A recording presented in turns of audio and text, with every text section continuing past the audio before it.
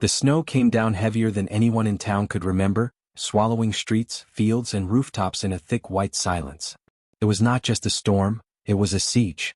The air itself felt frozen, biting at the lungs of anyone foolish enough to be outside. Streetlights glowed like pale candles through the whirling white, casting little islands of gold on roads that had long since disappeared under the drifts. Cars were stranded halfway down hills, their hoods poking out like tombstones. The wind screamed as if the sky itself were restless and angry. At the far edge of town, where the houses grew smaller and lonelier, one wooden home still pushed back against the night. Its chimney coughed out thin gray smoke, rising shakily into the storm before vanishing in the wind. Inside, Margaret sat close to her fire. She was a woman whose face bore the soft lines of both kindness and loss. Her gray hair was pinned neatly at the back, her cardigan buttoned to the throat. In her hands, steady and practiced, a pair of knitting needles clicked gently, weaving one row after another into a scarf she might send to her daughter in Chicago or perhaps tuck away for the next neighbor's baby. Margaret had lived through many winters in that house, but the quiet of this one felt deeper. The rocking chair creaked as she shifted, her gaze wandering from the fire to the window where snow piled higher against the glass. Her husband had been gone nearly 15 years now, leaving her with memories of evenings filled with his laughter and the smell of his pipe. Her children had scattered long ago, chasing jobs and lives in faraway places. Letters arrived less often these days, phone calls even rarer. Loneliness had a way of stretching nights into something longer than hours, and she often filled them with small routines. A pot of tea. A puzzle. Knitting by the glow of the flames. But tonight, as the wind clawed at her windows, the silence pressed heavier against her chest. She set down the needles and folded her hands in her lap. "Lord," she whispered softly, her voice nearly lost in the howl of the storm, "I pray that those out in this weather find warmth, shelter, and someone kind enough to let them in." She had no idea how swiftly that prayer would be tested. The first knock startled her so badly she nearly tipped her teacup. It was not gentle. It rattled the door in its frame, loud and insistent. For a heartbeat she wondered if the wind had thrown something against it, but then it came again, 3 pounding thuds that shook the small hallway. Margaret rose slowly, her heart knocking almost as loudly as the sound on the wood. Visitors at this hour were rare. Visitors in such a storm were unheard of. She pulled her shawl tighter around her shoulders, her slippers whispering against the floor as she made her way to the door. Every step carried both hesitation and an odd pull of curiosity. When she unlatched the lock and eased the door open, the sight on her porch froze her in place. There, huddled against the snow, stood 15 men. They were large, broad-shouldered figures wrapped in thick leather jackets, the kind of men most townsfolk would cross the street to avoid. Their jackets bore patches with an insignia she recognized from whispered stories, the Hell's Angels. Snow clung to their beards, their hair stiff with frost, their lips blue and trembling. Their boots had sunk deep into the drifts, and behind them, like a ghostly graveyard, their motorcycles leaned half-buried, their chrome turned dull beneath the ice. Margaret's first instinct was fear. Her knees trembled as she clutched the shawl tighter. Everything she had ever heard about bikers flooded her mind: rough men, troublemakers, dangerous. For a moment the old house felt impossibly small against their presence. But then she looked closer. Beneath the hard patches and frozen leather, she saw faces desperate with exhaustion, eyes dulled not with menace but with the cold bite of death's approach. Their hands shook, their shoulders shivered. Whatever their reputations, in that moment they were simply men caught in a merciless storm. Margaret inhaled, her breath shaky, and then did something even she did not fully expect. She stepped aside. Her voice, though soft, carried a firmness born of instinct. "Come in before you freeze," she said. The men glanced at each other. Shock flickered across more than one face. Most doors had been slammed in their path. But here stood a woman barely reaching their shoulders, her back bent with age, offering them not suspicion but warmth. One by one, stamping snow from their boots, they filed inside. Her little living room transformed instantly. The fire snapped louder, reflecting against leather and steel buckles. The air filled with the sound of heavy breaths and dripping snow as the bikers thawed.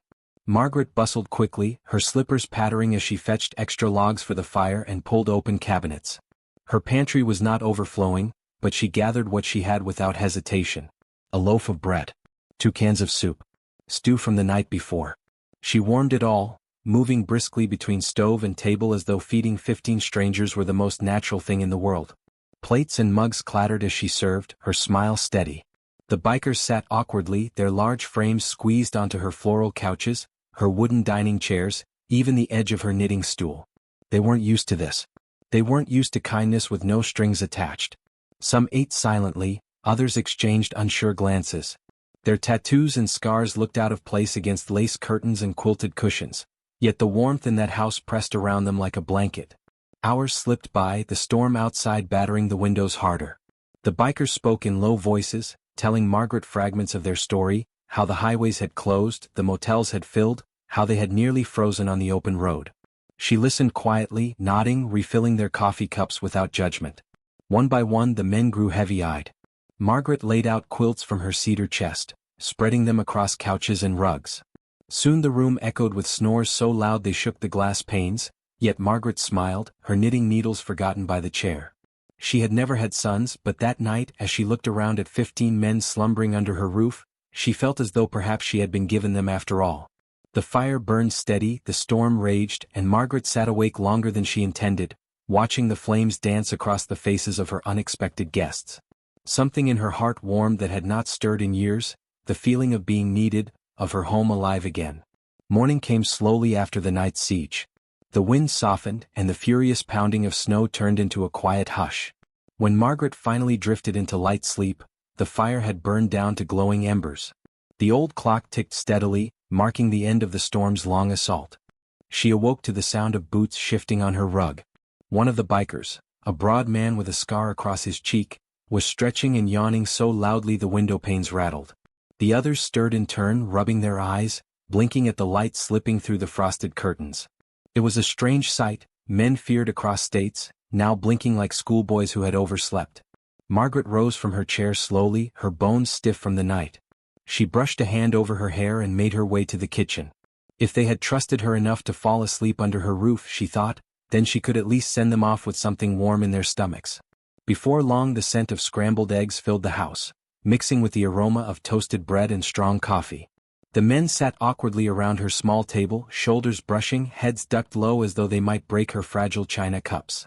Margaret served them patiently, sliding plates across the table. Their rough hands dwarfed the forks, yet every one of them muttered a quiet thank you as they ate. Conversation began in fragments. They asked about her life, about how long she had lived in the house. She told them bits, her husband long gone, her children spread like leaves in the wind. She told them she stayed because the house held memories, because it was home. The bikers listened in respectful silence. Some chewed more slowly, their eyes lowering when she spoke of loneliness. When the last piece of toast had been eaten and the mugs were empty, the leader of the group stood. He was taller than the rest, his hair streaked with gray, his eyes sharp and steady. "Ma'am," he said, his voice gravel but his words careful, "you saved us last night. We'll never forget it." Margaret only smiled, patting his arm gently as though he were no different from any son of hers. "You needed help," she said simply.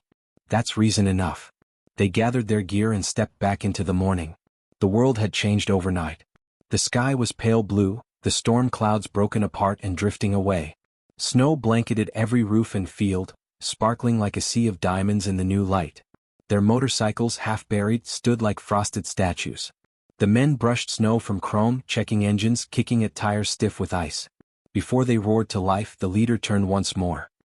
He looked back at Margaret standing in her doorway, the shawl wrapped around her shoulders, her hair haloed in the morning light. "We won't forget," he repeated. And then the air shook with the thunder of engines. 15 motorcycles growled to life, their roar filling the quiet valley.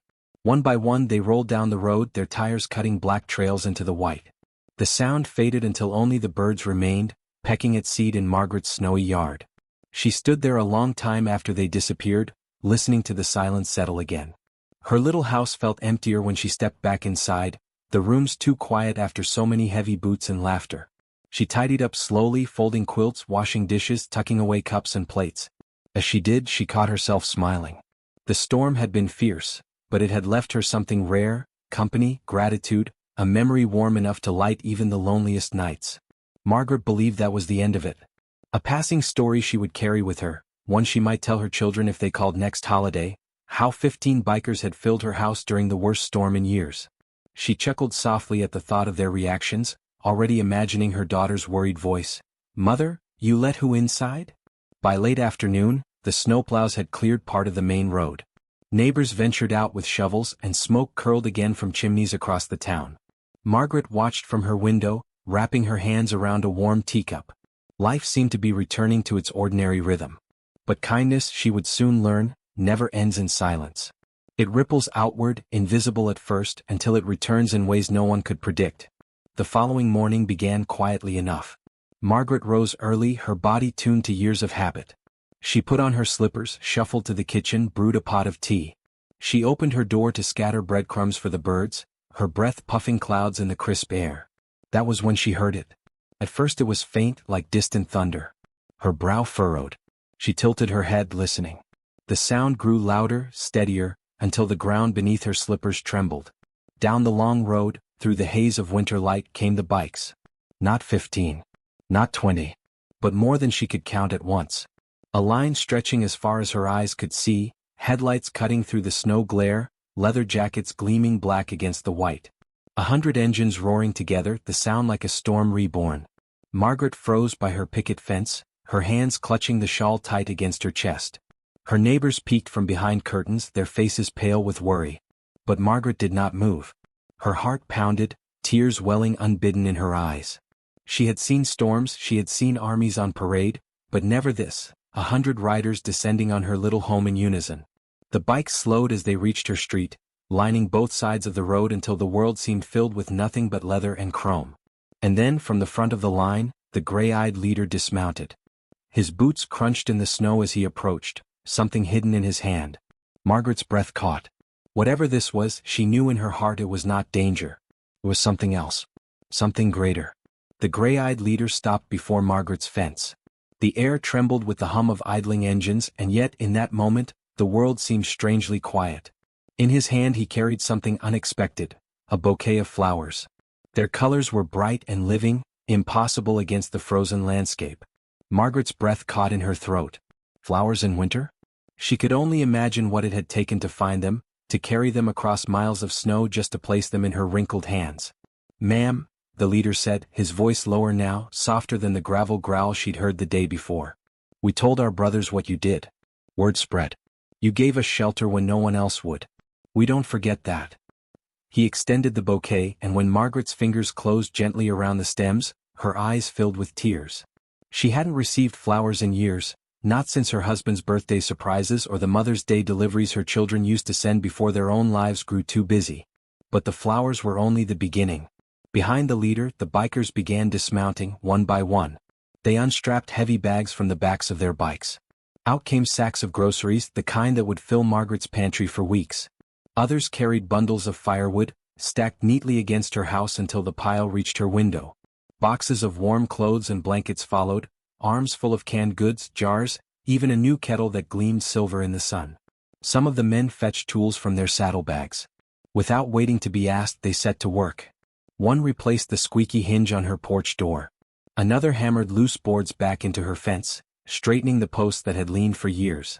Two more cleared her walkway with shovels, cutting a path through the snow until her steps were clean and safe.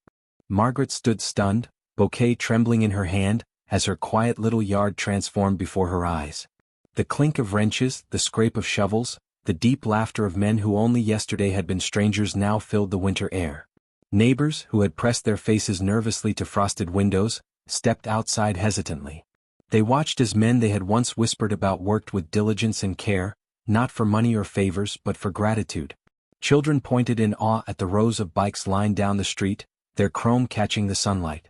Mothers pulled them closer, yet their eyes softened when they saw Margaret smiling through her tears. Inside, the house filled with noise again. A group of bikers carried in bags of flour, sugar, rice, and stacked them neatly in her kitchen. One set a sack of oranges on the counter, bright and fragrant, another miracle in the middle of January. Margaret touched the fruit gently, her fingers trembling. She could not remember the last time she had seen so much abundance in her small home. The men didn't stop there. Someone spotted her old rocking chair, the leg worn and unsteady. Before she could protest, it was turned over, repaired, and polished. Another found the loose handle on her cupboard and tightened it with a grin. Every creak, every flaw in her house seemed to be noticed and quietly fixed. For hours, the little house that had been silent for so long rang with life. It was no longer the lonely shelter of an old widow. It had become a workshop, a kitchen, a gathering hall, a place of laughter and gratitude. Margaret moved among them with tears still wet on her cheeks, offering cups of tea, pressing cookies from her tin into their hands, insisting they rest even as they worked. She felt years melt from her heart. Her steps were lighter, her voice brighter. She had thought the storm had given her a memory. Instead, it had given her family. When the work was done and the supplies stacked neatly, the bikers gathered in her yard once more. Engines rumbled to life, but they didn't ride away just yet. They formed a line, rows upon rows of men astride their machines, the noise rolling like thunder through the valley. The leader stepped forward again, standing tall. "You gave us more than shelter, ma'am," he said. "You reminded us that even when the world sees us as outlaws, someone still sees us as men worth saving. That's not something we take lightly." Margaret, her shawl pulled tight, looked up at him with shining eyes. "And you reminded me," she said softly, "that kindness comes back when you least expect it." The leader nodded once, then raised his arm. A signal. Every engine roared at once, a chorus of 100 machines saluting the woman who had opened her door in a storm. The sound shook the snow from the trees, echoed through the hills, and rattled the windows of every home in town. But to Margaret it was not noise. It was a song, a promise that she would never again be forgotten. Neighbors watched from their porches, their faces filled with awe. Some wiped their eyes quietly, others whispered to each other, their old stories about the Hells Angels cracking under the weight of what they had just witnessed. That day Margaret had not only welcomed bikers into her home, she had changed how an entire town saw them. The engines quieted at last, one by one. The men mounted their bikes again, ready to depart. But this time Margaret did not feel sadness. She felt fullness, a warmth that wrapped around her like the quilts she had offered them. She knew they would be back in some way, in some form. Because kindness, once given, always finds its way home. When the last biker rolled away and the echo of engines faded into the snow-draped hills, silence settled once more around Margaret's little house.